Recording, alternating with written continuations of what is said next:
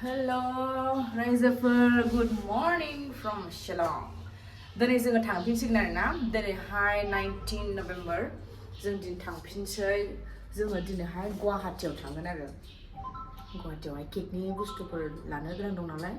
बेयाव जोङो दिनैहाय दायो जोङो माबायावहाय थांग्रो लोगोफोर वाटस लेकआवहाय नोंथांमोनाथ' मिन्थिखायो सोरबा सोरबा वाटस लेकआवहाय ओरैबायदि माने दाखालि चेरि ब्लसम फेस्टिभेल जादोंमोन नालाय ओरैबायदि समायना जायो माने बे मा बिफां होनबाथाय बेखौहाय चेरि ब्लसमसो होनसिगोन ओमफ्राय दा बे बाराखै देग्लाय बाराखै आरोना बारा थांनाय बोसोराव ओरैबायदि 14सोआवनो माने बारदोंमोन बे चेरि ब्लसम फेस्टिभेल टाइमावनो बारखायोमोन माने इयो ओमफ्राय देग्लायहाय 19बाबो माने बारा गैया जायगा जायगा दङ फांफा फांनै ओमफ्राय बारा गैया देग्लायहाय बायरा नोंथांमोननो शेयार खालामसै माबायदि जानानै दङ थुदोब्ला जोङो दिनैहाय बाइक लांला आरोना ससेल' ओरैनो टाइमा माबा जाखाबाय 8:45सो जाबाय ओमफ्राय दा नै गारि दंथ'यो बेखौ लांथ'ला जों थाबायनो हांसै माने 1.4 किल'मिटार इदिल' आरोना खाथिसो वाटस लेकआ जोंनि थानायनिफ्राय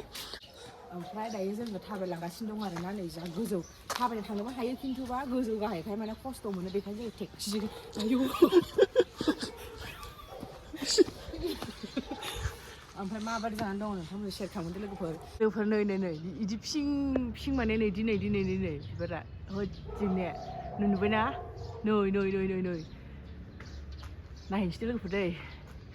नै मोजां थाबायबो मेंबायहाय दसे थाबायनायानो मेंबायबो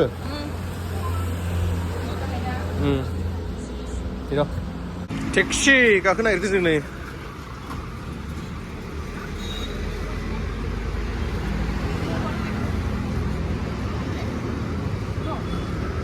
थाङोनो 100 नेमोन सानैजों होनजोबथो थांसै औ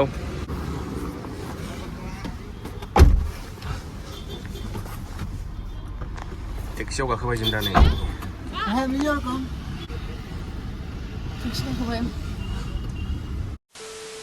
जों दायो टेक्सिनिफ्राय ओंखारबाय ओंखारनानै जों दायो ससे थाबायनोसै ओमफ्राय हाबहैनोसै आरोना नोंथांमोननो शेयार खालामगासिनो र'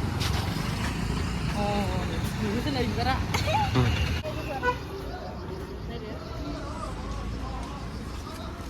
दाखालि फेस्टिभेलनि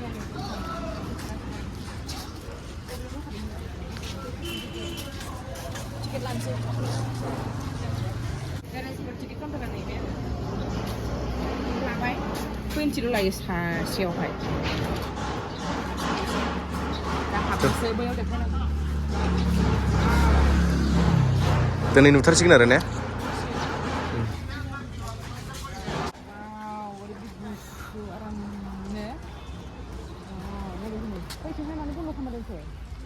बेयाव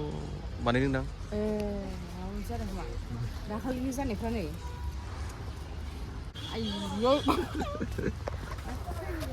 जों बैजों थाङो लोगोफोर नोंथांमोन देखायनोसै चेरि ब्लसमनि बिबारखौ मा बे आसलि लोगो बिबारा हनै असलि गोजायो हबिदा गुफुरखौना दा असलिसो फुनाय बायदि नुयोना मोजां दंथारो भिडिअ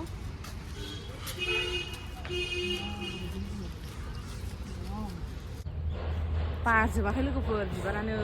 आफसुस मोनबाय आङो बैथिंल' दं बै जों थांगोन जों दा जायफोरनाखि 25सोआव फैगोन ना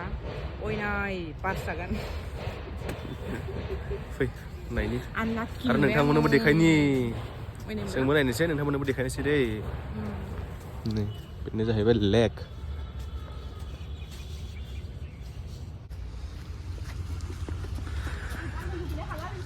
मोन हाया नों बेखौ लुबैनो हाला आं बिबारखौ मोनहायाथ' नों बोसोरथामनि फाग्लि जानानै दं आं बेखौनो मोना थ' बैथिं थैजों ओइयाव ना दायो फुङावहाय मानसिफ्रा एसे खम रायजोफोर फुंनि खथा जाखो दा टाइमा 9:17 ने हा 5-10 मिनिटनि उनाव हाबदों जोङो 9टायाव खुलियो नालाय ओरैबायदि मानसि जायो नङाबा बेवहाय रिल्स लानो ना फट' लानो जायगाखौ मोना बेवहाय मोनसे बिफाङाव लानोसै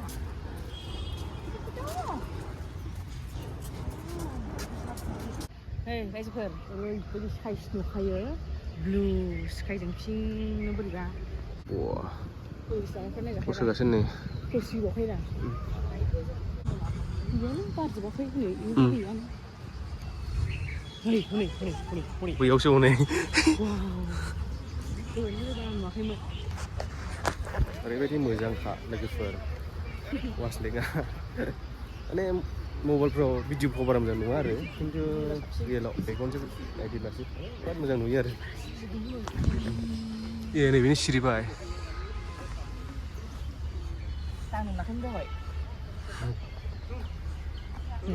मोजां नुथि ने फैद' लानोसै आं बेयावल' मोजां खासै नै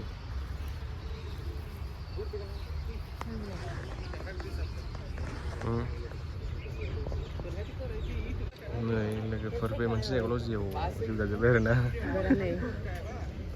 दा बे मोनसेल' मोजां दं होनजायो आरो बेखायनो बेयावनो गासिबो नै जेव बेयाव गोजासै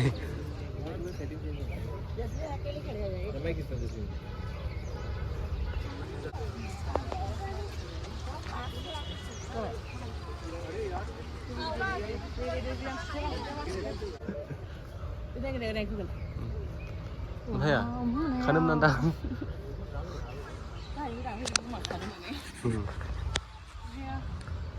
Bे दालांखौ बिराद मोजां नुहुरो आरोना लोगोफोर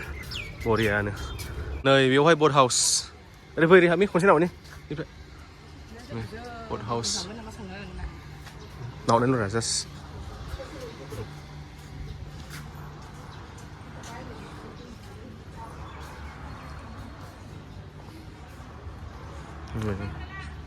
जा गोबां दं ने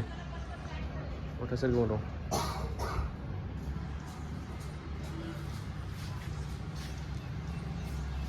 आथिंजों गाला खम मेङो ने